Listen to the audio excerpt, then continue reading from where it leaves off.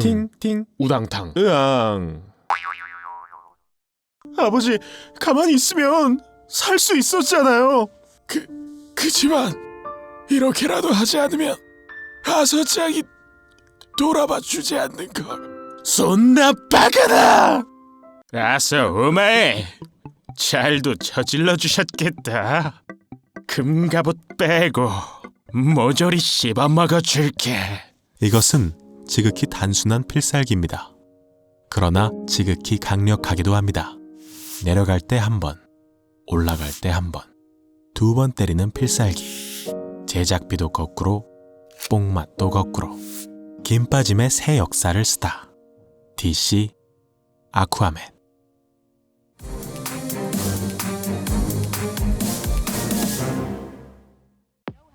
본 리뷰에 들어가기 전 이 말은 꼭 하고 싶습니다.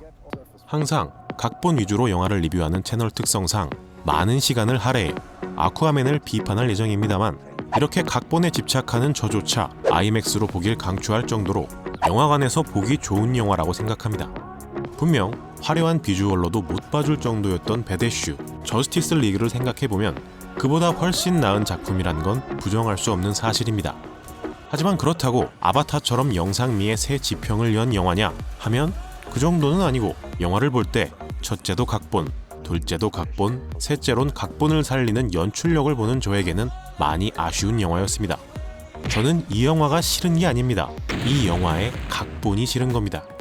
그러니까 영화에 만족하신 분들은 저도 충분히 영상미에 만족했고, 영화관에서 가볍게 보기 좋은 영화란 점도 전적으로 동의하지만, 각본이 더 좋았다면 훨씬 좋은 영화가 되었을 거라는 관점으로 이야기하는 점 감안하여 시청해 주시기 바랍니다.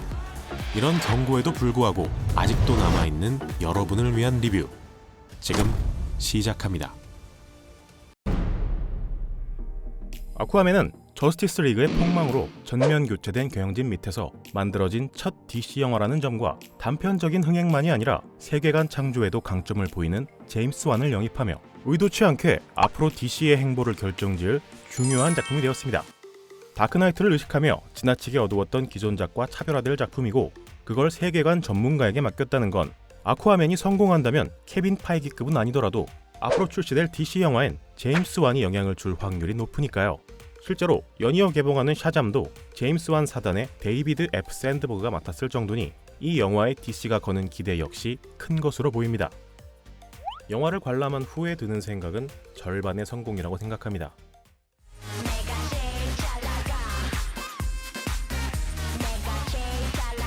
마블이 만들어 놓은 히어로 영화의 파이가 워낙 크고, 비슷한 규모의 IP로 비슷한 제작비를 들일 수 있는 DC 영화는 언제나 큰 관심을 받아왔습니다. 이 뜨거운 관심에 못 미치는 결과물 덕분에 늘 무거운 짐처럼 여겨졌지만, 오히려 지금처럼 이미지가 바닥을 친 상황에선 조금의 장점으로도 관객에게 호기심을 유발할 수 있는 기회이기도 합니다. 그 장점이 영화관에서 영화를 봐야 할 가장 큰 이유인 영상미고, 그 영상미를 할리우드 전체로 봐도 몇 없는 해양 블록버스터로 선보인다는 점에서 아쿠아맨의 상업적 흥행은 이미 보증된 셈입니다. 이런 단편의 성공과는 별개로 앞으로 DC 확장 유니버스에 있어 아이언맨 1처럼 역사적인 첫걸음이냐, 혹은 DC의 개성을 확립했는가에 대해선 저는 실패했다고 봅니다. 그동안 DC 영화가 너무 바닥을 쳤고, 베데슈나 저리만큼 비주얼로도 커버가 안 되는 최악을 면했을 뿐, 여전히 시장 전체로 보면 각본의 완성도는 낮은 편이기 때문이죠. 일단 장점인 영상미부터 살펴보겠습니다. 비주얼은 그냥 개점입니다. 이 비주얼만으로 DC 확장 유니버스에서 아쿠아맨은 이런 작품이 될 만합니다. 으아. 월머신 오빠 사인 좀요. 원더우먼이 홀로 멱살 캐리하던 DC 영화에 한숨 돌릴 여유를 주는 영화요. 거의 2배의 제작비를 들인 인피니티 워와 비교해도 큰 손색이 없을 정도니 분노의 질주에 이어 제임스 완이 블록버스터도 잘 만들 수 있다는 증명을 또 한 번 해냈습니다. 솔직히 의상 디자인은 별로긴 합니다. 어두운 톤을 벗어나려는 것은 알겠지만, 아쿠아맨은 한겨울에도 아이스크림 땡기는 비주얼이고, 파워레인저 조개성인급 블랙만터나 착용자의 표정을 반영하는 오션 마스터 투구는 원작을 반영했다는 점은 높이 살만하지만 진지한 영화의 톤과는 맞지 않았다고 봅니다. 또한 귀족이 뭇해서 호흡할 수 있다는 설정은 알겠는데 졸개와 귀족의 복장이 다른 정도가 아니라 장르가 다르게 느껴질 정도인 것도 아쉬웠고요. 하지만 전체적인 비주얼은 블록버스터에 기대할 수 있는 이상치에 가깝습니다. 솔직히 배대쇼에서 첫 등장부터 히어로 간지보단 원시인 간지를 내뿜었고 저스티스 리그의 337 박수는 영화배우라는 화려함 속에 슬픈 이면이 존재함을 깨닫게 해준 만큼 수중 액션이 주가 되는 이번 작의 비주얼엔 걱정이 더 컸음에도 보란듯이 수준 높은 퀄리티로 액션까지 소화해냈습니다. 2시간 반 동안 배경이 자주 바뀌고 이에 따라 요구하는 액션까지 달라짐에도 꾸준히 양질을 유지하는 점은 제작비를 많이 들여 만든 스펙발이 아닌 연출력의 힘입니다. 마치 우주를 연상케 하는 아틀라스의 풍경과 졸개만 등장함에도 압도적인 인상을 주는 트렌치 왕국. 무엇보다 마지막에 전쟁 롱테이크 씬은 음악 버프를 받지 못함에도 역동적이고 화려하게 대미를 장식합니다. 그리고 메라! 망해가는 집은 보통 사장님이 미친다는데 여긴 여주 미모가 미쳤습니다. 아쿠아맨을 보고 여성 영웅의 이미지를 만드는 능력만큼은 마블보다 DC가 앞선다는 선입견이 더 확고해졌습니다. 꼬들한 팔도 비빔면에도 굴욕 없는 분위기와 녹차 프레푸치노 육각수 에디션으로도 숨길 수 없는 몸매 역시 눈길을 끌지만 무엇보다 인상 깊었던 것은 쩌리의 3분 설명충과 동일 인물이라고 믿기지 않을 정도로 매력적인 캐릭터입니다. 할리퀸 역시 비주얼은 대단했지만 극에는 녹아들지 못한 반면 캐릭터까지 확실한 메라는 앰버 허드에게 인생역으로 남을 듯합니다. 하지만 영상미와 메라, 이 두 요소를 빼고 나면 나머지 면에선 아쉬움이 더 강합니다. 스토리, 솔직히 딱 11년 전에 나왔으면 평범하게 괜찮았을 스토리예요. 그때도 좋은 건 아니고 애들이나 보는 영화가 그렇지 뭐 싶은 평범한 수준이요. 근데 2008년에 다크나이트 나오고 아이언맨 나왔잖아요. 그 이후로 10년 됐어요. 물론 보고 나선 너무 빡쳐서 수스쿼급이라고 했는데 자고 일어나서 냉수 한잔 마시고 수스쿼를 다시 보니 제가 추억 보정이 아니라 기억 왜곡을 했다는 걸 깨달았습니다. 경솔했던 발언, 이 자리를 빌어 사과드리며 아쿠아맨은 배대슈, 슈퍼맨과 쩌리들, 수스쿼, 배트맨과 성난 꼭지, 그린랜턴, 슈퍼마리오 브라더스, 판타스틱 알파고와 비교할 수 없는 훌륭한 작품이라고 엄숙히 선언하는 바입니다. 그런데 망작들보다 좀 낫다고 명작이 될 수는 없는 법입니다. 다크나이트는 서울의대 수석 입학한 맏형마냥 열등감만 자극할 테니 제외하더라도 마블이 10년간 20편을 내놨는데 각본으론 그중에 밑바닥이랑 경합하는 거 이건 아니잖아요. 먼저 숨겨진 오버 테크놀로지 국가가 등장해 세계를 상대로 전쟁을 벌인다는 점에서 블랙팬서가 많이 언급되지만 저는 아쿠아맨이 직접적으로 영향을 받은 작품은 토르 라그나로크라고 생각합니다. 80년대 문화를 전면에 내세운 점, 메인 빌런이 윗세대의 문제로 척을 지게 된 혈육이며 빌런에 의해 무기를 파괴당하고 새로 얻은 무기로 승리한다는 점, 이로 인해 오만함을 잃고 주변을 돌아보며 왕의 덕목을 갖추게 된다는 점, 뇌까지 근육으로 채워진 상남자 영웅이 바보 개그를 치고 다양한 사건이 빠르게 지나가는 속도감 있는 전개 등 많은 부분에서 영향을 받은 것이 느껴지며 꼭 토르가 아니더라도 인디아나 존스, 고질라, 스타워즈의 향취를 숨기지 않고 오히려 내세우는 장면에서 레프론이 연상되는 점, 80년대 액션 스타 돌프 룬드그렌을 캐스팅한 것을 보면 레트로 감성의 뿌리를 둔 작품인 것은 확실해 보입니다. 그런데 문제는 토르는 레트로를 트렌디하게 변형시켜 젊은 층에게도 어필했고 레프론은 대놓고 추억을 노린 토토가였다면 아쿠아맨은 왕도적인 성향이 강한 작품임에도 진지하게 80년대의 아동틱한 전개까지 채용했다는 겁니다.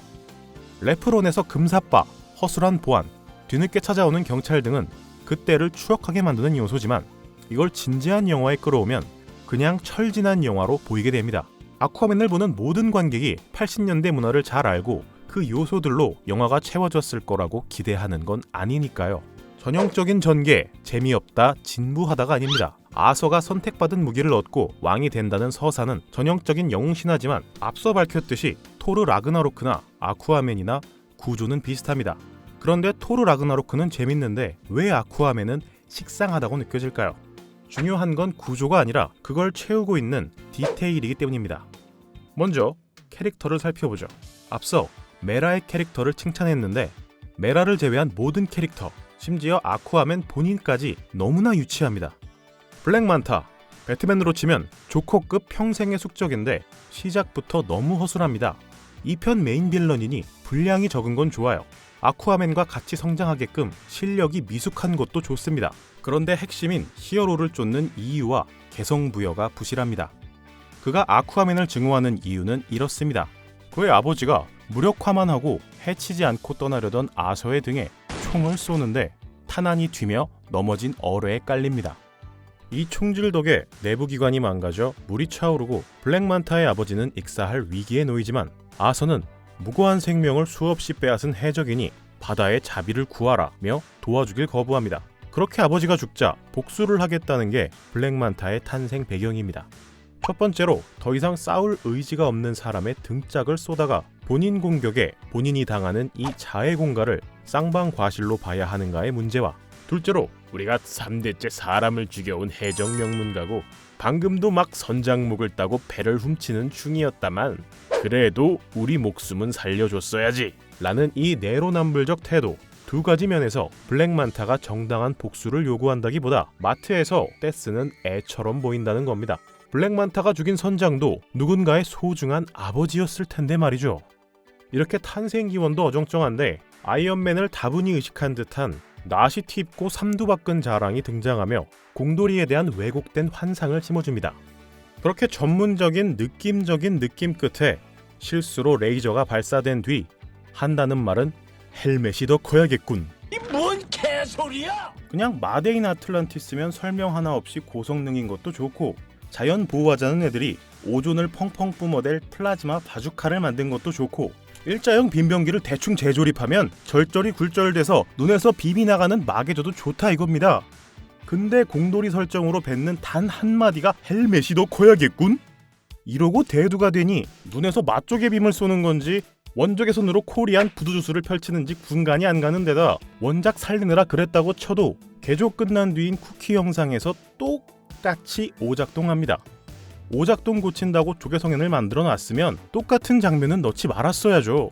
이러면 오맥에 받은 거 스프레이 칠만 한 거잖아요. 지나가는 해적한테 장비 주는 거랑 블랙만타한테 주는 거랑 뭐라도 차이가 있어야 하는 거 아닐까요? 아치에너미가 이 정도니 다른 등장인물은 더더욱 심각합니다.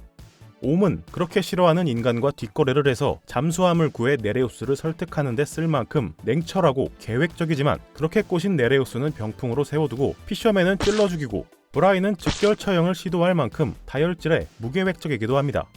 네레우스는 옴이 혼란을 틈타 바다를 손에 넣으려는 수작질이 아닌가 의심하는 강직한 인물이지만 알고 보니 잠수함 어택이 옴의 잔꾀임을 알고도 속아졌음이 밝혀지며 뭔가 꿍꿍이가 있는 듯 보이지만 아서가 삼지창을 들고 오자 빠른 환승을 선보이는 속없는 남자입니다. 벌쿠는 아서를 가르칠 땐 아틀란티스를 향한 증오심을 보았고 커서는 옴의 함정에 순순히 빠지는 백치미만 보았으나 그럼에도 옴보단 아서가 왕에 어울린다는 확신을 가지고 있습니다. 디테일도 뜯어볼까요? 국경 통과 시 모든 출입자가 스캔된다는 말을 하고 아서가 잠입하자마자 침입자인 게 밝혀지지만 같이 오픈카 타던 메라는 안 걸렸습니다. 아서가 위험을 무릅쓰고 아틀란티스에 간 이유인 유물은 결국 메라가 들고 나옵니다. 이들의 계획은 옴과 싸움을 피하면서 전설의 삼지창을 얻는 것이었는데 왜 굳이 아서는 아틀란티스에 와야 했을까요? 사하라가 사막이 되기도 전에 만들어진 유적에서 삼지창 없이 돌아올 수 없는 섬으로 가는 병과 지도가 남아있다는 건 아틀란이 남긴 수수께끼를 처음으로 푼 것이 아소와 메라란 이야기지만 이미 카라덴 곁에는 그동안 도전해온 해골이 즐비합니다. 진정한 왕의 자격을 갖춘 자만 삼지창을 뽑을 수 있다고 했지만 자기적인 대사로 입성장만 이룬 아서가 손을 대자 창이 쑥 뽑힙니다. 오션 마스터가 되면 세상을 지배할 것이라고 했지만 유사 오션 마스터였던 옴의 군대는 카라덴 한 마리에 쪽도 못 쓰고 쓸려 나갑니다. 삼지창을 얻으면 세상을 지배할 힘을 얻게 된다고 했지만 결국 옴에게 이기는 방법은 벌코에게 배운 창술이었습니다. 그 기술이란 것도 풍차 돌리기고 템빨 없이 1대1은 절대 안 된다던 창술 마스터 옴이 왜 뻔히 제자리에서 궁극기 시전하는 걸 보고도 그냥 뛰어드는지 애초에 이걸 왜 전설의 창으로만 쓰는지도 의문입니다. 회전력이 뛰어나서 찌든 때가 잘 빠지나? 그러니까 이 삼지창을 다루는 자가 얻는 바다를 지배하는 힘이라는 게 카라덴을 다루는 거고 진정한 왕이 된다는 건 물포켓몬 체육관 관장이 된다는 뜻이었나요? 있는 뽕 없는 뽕 다 걸어모은 전설의 무기가 꼴랑 포켓몬 컨트롤러라니 아무리 세월이 지나면 기술의 값어치가 떨어진다지만 이거 희망 소비자 가격 54,800원에 마트 가면 팔거든요? 맙을 따라 하라는 소리는 절대 아닌데 전설의 무기라고 있는 대로 바람을 잡아놨으면 좀 이런 뽕맛이 있어야 하는 거 아닐까요?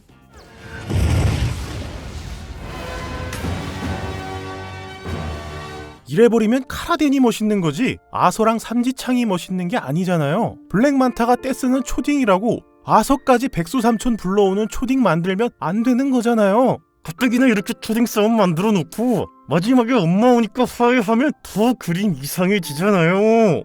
DC 만화가 가족에 강조하는 건 아는데 나 엄마가 싸움 멈추는 장면에 트라우마 있어요. 하나하나는 오게티로 넘어갈 수도 있는 부분들이지만 영화 전체가 이런 식인 건 많이 잘못됐죠. 지금껏 쉽게 예를 들기 위해 캐릭터나 장면의 디테일을 지적했지만 결국 조금 덜 황당할 뿐 전체 각본은 맨 오브 스틸과 비슷한 문제들을 답습합니다.